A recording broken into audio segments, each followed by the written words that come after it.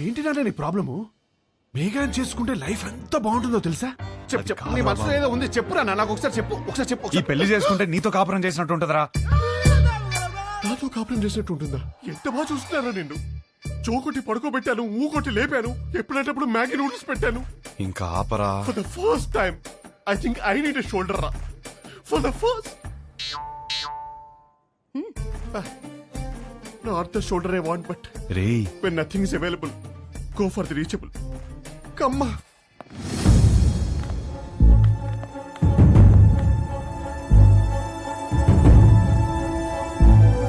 నీకు విభా తెలుసా?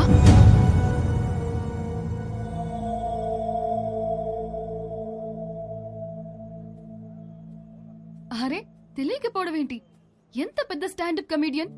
పెళ్లికి సంగీత్లని చాలా boring. This time it's standup time. Come on, get ready. ఏంటి బావ ఇది? ఆపేలు రావడం ఏంటి? షో చేయడానికి వచ్చింది, నవ్వించి వెళ్ళిపోతుంది. నవ్వించకపోయినా పర్వాలేదు, నవ్వుల పాలు చేయకపోతే చాలు. హర్ష, విభా బాగా హర్ట్ అయి ఉంటుంది. ఇప్పుడు ఎలాంటి జోక్స్ వేస్తుందో ఏంటో. ఆ జోకులు నీ మీద మాత్రం వేయకూడదని కోరుకుంటున్నా.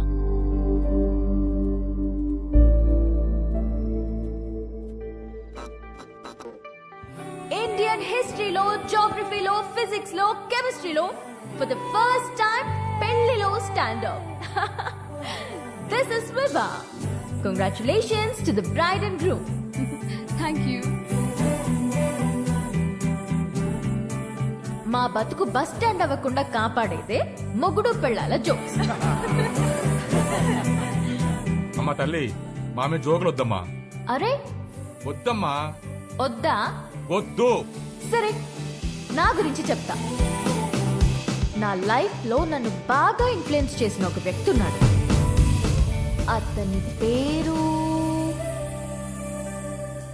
సుబ్బు. మా నాన్న. మీరు అనుకున్నది కరెక్టే, తన పేరు సుబ్రహ్మణ్యమే. కానీ నా కథ వింటే సుబ్బు అని పిలవడమే ఎక్కువ అని మీరే ఫీల్ అవుతారు. రియలీ అంత టార్చర్ పెట్టాడు. ఇదే మాట సుబ్బుని అడిగాను అనుకోండి, వీడొద్దు వాడొద్దు అని నేనే టార్చర్ పెట్టానంటాడు. మరి పెళ్లి కొడుకుల్ని పేక ముక్కల్లా చూపిస్తూనే ఉన్నాడు.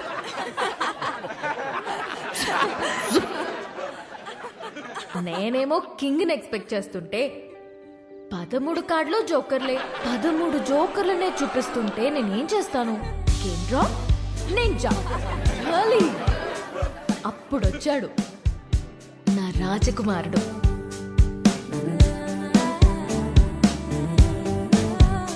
పెళ్ళే వద్దురా బాబు అని నేను తిరుగుతుంటే, కబుర్లు చెప్పుకుందామా, కలుద్దాం అని నాకే తెలియకుండా నా నోట్బుక్ లో రాశాడు. సుబ్బు పంపిన జోకర్ అయ్యుంటాడులే అనుకుని లోలాబాయికి ఎక్కా. వాడు చెప్పాడు కబుర్లు. రోజంతా టైమే తెలియలేదు. దిగాక తెలిసింది వాడు లోలా వాడు కాదు, ఆ బుక్ లో రాసిన అవులాగాడు. సుబ్బు పంపిన వాడికి అంత బుర్ర ఉండదే అనుకుని దమ్ముంటే కలువన్నాను. వాడి సంగతి తేల్చేద్దామని రమ్మన్నా. పెళ్లి విషయంలో నాకున్న భయం పోవాలంటే యూ నీడ్ అ హోప్ అని నా కోసం పింక్ బలూన్ పెట్టాడు. హోప్ అంటే ఎంత బలంగా ఉండాలి. బలూన్ ఇచ్చాడు. అది ఆలోచించుకుంటూ సిటీ మొత్తం తిరిగాను. అప్పుడు తగిలాడు ఒకడు. చుట్టూ పొదలు, మనుషులు లేరు. వెన్నులో వణుకు మొదలైంది. ఏం కావాలరా అని అడిగితే ఒక్క ఛాన్స్ ఇమ్మన్నాడు. ఎలాగో ఎస్కేప్ అయ్యి ఇంటికొచ్చాను గాని వణుకు మాత్రం తగ్గలేదు. ఎవరితోనైనా మాట్లాడితే భయం పోతుందని కాంటాక్ట్ లిస్ట్ మొత్తం వెతికాను. ఎవరికే చేయాలనిపించలేదు. సుబ్బుకి చేద్దామంటే అక్కడికి ఎందుకు వెళ్ళావు, అక్కడేం పని నీకు అని మొదలెడతాడు. నా సిచ్యువేషన్ని అర్థం చేసుకోడు. సడన్ గా ఒంటరిగా ఉన్నానని అనిపించింది. కాంటాక్ట్ లిస్ట్ లో ఎన్ని వందల పేర్లు ఉన్నాయని కాదు, అవసరమైనప్పుడు మన ఎమోషన్స్ ని షేర్ చేసుకోవడానికి మనకంటూ ఒకడు ఉండాలి. అందుకే పెళ్లి చేస్తారేమో. అప్పుడొచ్చింది మెసేజ్ వాడి దగ్గర నుండి, calm down, you're not alone అని. ఆ ఒక్క మాట నాకు ధైర్యాన్ని ఇచ్చింది.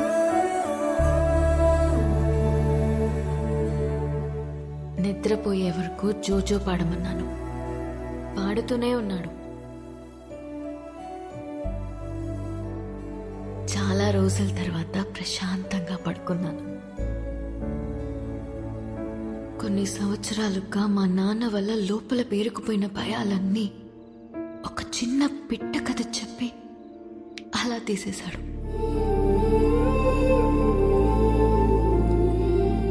కనిపించకుండానే ఒక కాపురం చూపించాడు. కలుద్దామనుకున్నా. మా నాన్నకి హీ ఈజ్ ద వన్ అని చూపించాలని వెయిట్ చేశాను. అంతలోనే మా నాన్న షాక్ ఇచ్చాడు, వాడికి పెళ్ళి అని.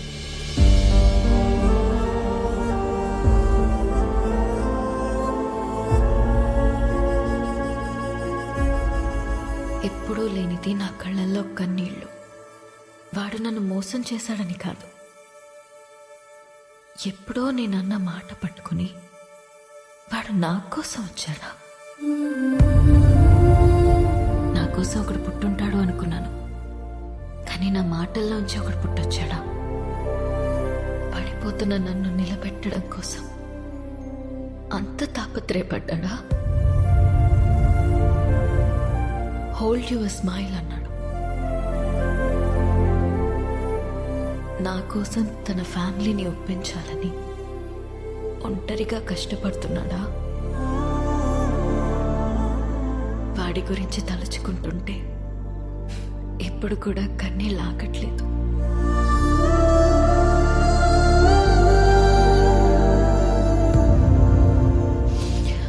ఇప్పటికిప్పుడు వాడిని హక్ చేసుకోవాలనుంది, కానీ వాడి హక్ నాకు ఈ లైఫ్లో దొరుకుతుందో లేదో తెలియడం లేదు.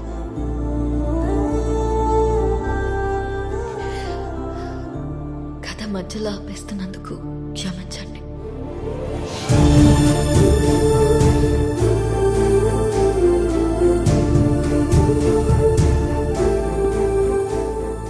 ఆగో.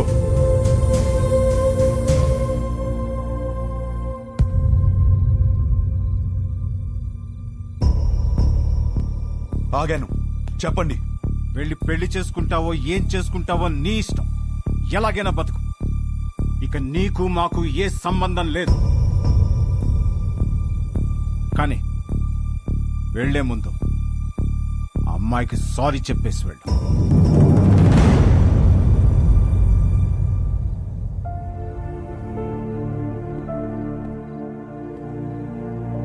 చూడు మీగా, నీకు సారీ చెప్పాలా లేదా విభాని ఎందుకు పెళ్లి చేసుకోవాలి తెలియాలా? ఆల్రెడీ విభా నన్ను కలిసి అంతా నాకు చెప్పింది. నాకంతా అర్థమైంది, అందుకే తనని పిలిచాను. కానీ అంకుల్, మీకే హర్ష అంటే ఏంటో ఇంకా అర్థం కాలేదనుకుంటా. ఎగ్జాక్ట్లీ. ఆ రోజు మీ అందరికీ అర్థమయ్యేలా చెప్దాం అనుకున్నాను, కానీ పక్కన అమ్మాయి లేదు రాదు అన్నారు. ఇవాళ అమ్మాయి వచ్చింది, ఇవాళ కూడా చెప్పకుండా వెళ్ళిపోమంటారేంటి నాకు అర్థం కాదు. మీరేమన్నారు? కాపురానికి కావాల్సిన ఏకైక ఎలిజిబిలిటీ సర్దుకుపోవడం. ఇంకొకటి ఉంది నాన్న.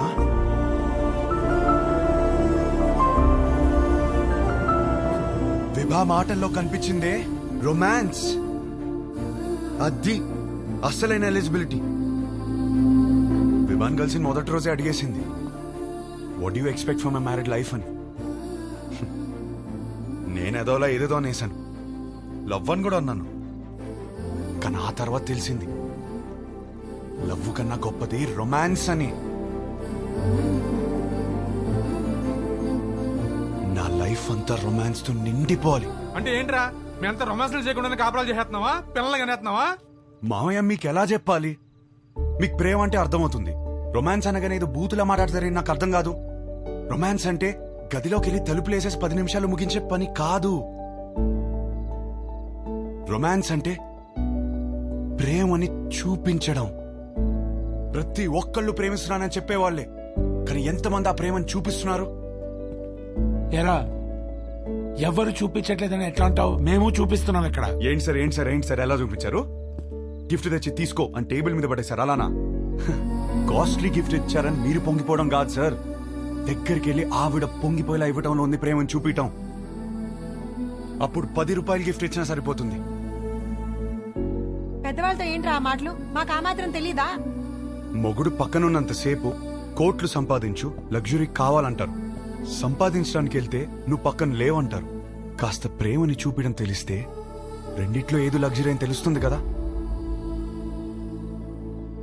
లేదా అన్ని ఒకరి దగ్గర దొరకవని స్టేట్మెంట్లు ఇస్తారు. ఒకరి దగ్గర దొరకకపోతే ఇంకెక్కడ దొరకదు సార్. ఇద్దరు సంతోషంగా ఉండాలని పెళ్లి చేసుకుని ఒకరినొకరు బాధ పెట్టుకుంటున్నారు. ఆ బాధని ఎలా తీర్చాలని నేర్పించకుండా సర్దుకుపో అంటుంటే ఎలాగో బ్రతికి చావు అన్నట్టుంది నాకు. నాకు అలా పక్కనే బ్రతకాలని లేదు నాన్న. నాకు నా వైఫ్తో చాలా అంటే చాలా దగ్గరగా బ్రతకాలనుంది.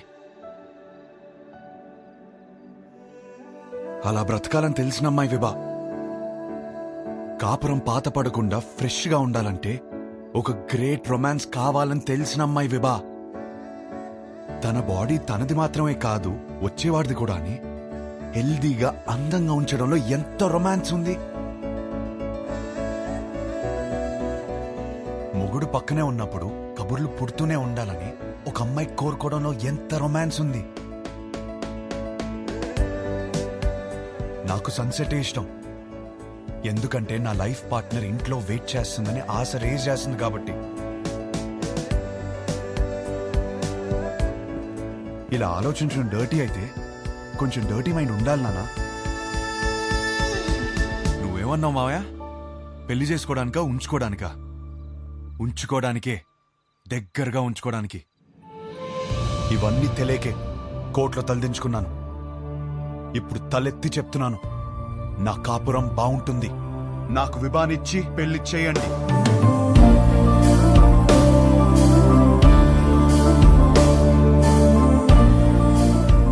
కాలు పట్టుకుని ఒప్పిస్తాడనుకుంటే మెడపట్టేసుకున్నాడేమిటి?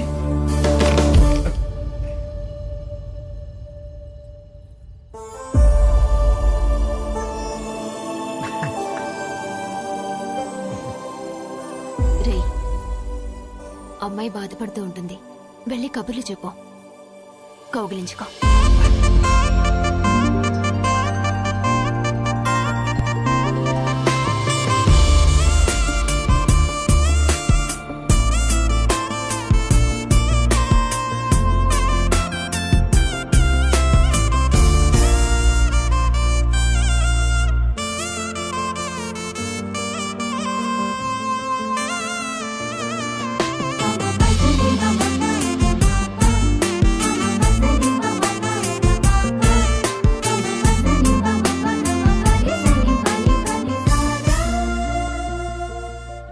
కౌగిలించుకోమంది, ఇంకా కబుర్లు చెప్పుకోమంది, ఇంకా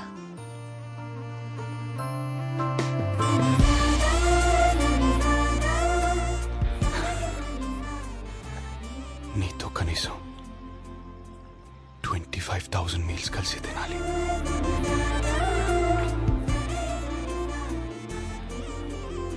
9,000 నైట్స్ కలిసి పడుకోవాలి.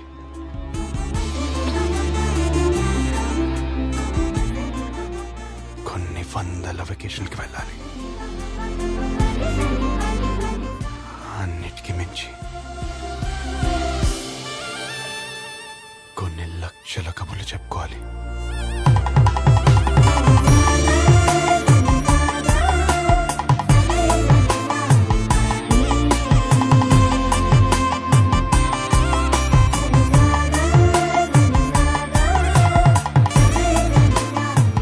అయ్య గారు, పెళ్లి చేసుకుందామా?